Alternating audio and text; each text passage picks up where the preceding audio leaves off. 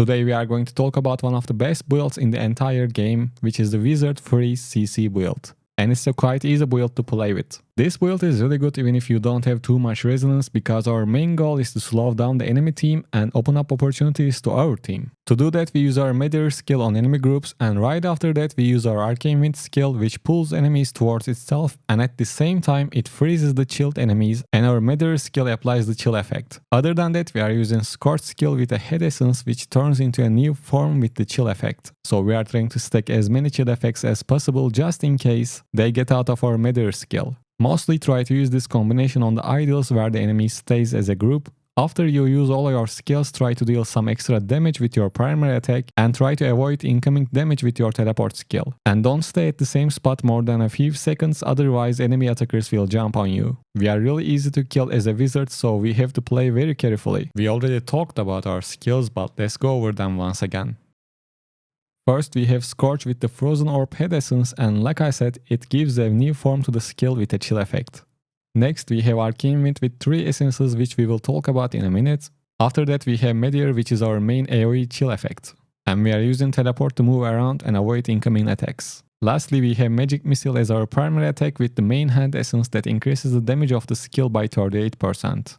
Now let's talk about the set items.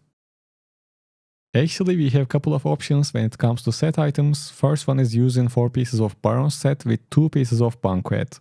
2-piece effect of Barons increases the duration of our harmful effects by 30%, which is quite essential for this build in my opinion. And 4-piece effect increases the damage to enemies from all sources by 20%. And 4-piece effect increases the damage to enemies from all sources by 20% to enemies suffering under our loss of control effects, which is perfect since our team benefits from this as well. And 2 pieces of Banquet increases our damage to enemies suffering from our continual damage effects by 15%.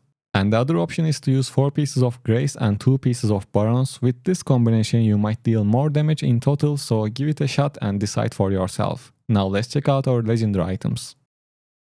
For the headpiece, we are using this Frozen Orb essence. Scorch now launches a Frozen Orb that continually damages nearby enemies and chills them. And for the chest piece, we have this Meteor essence. Meteor reduce increase by 29%. For the shoulders, once again we have a Meteor essence. Meteor damage increase by 19%. For the pants, we are using this Snowstorm essence. Meteor now calls down a snowstorm that continually damages and chills enemies in the area. For the main hand, we have Force of Harakas. Magic Missile damage increase by 38%. And for the offhand, we have Alder Crystal. Arcane Wind now also freezes chilled enemies for 2.4 seconds and cannot occur more often than once every 3 seconds. 5 seconds for players. And for the additional main hand, we are using Thistle Bloom. Arcane Wind now conjures a storm that grows over time, pulling in and damaging nearby enemies. And lastly, for the additional offhand, we are using one more Arcane Wind essence. Maximum Arcane Wind charges increase by 1.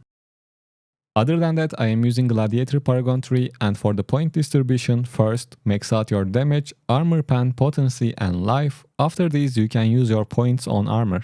I think that's all I can say about this build. If you have any questions or suggestions, please let me know in the comments. And leave your feedback about the build after you try it, and please mention your resonance too. Thanks for listening and take care.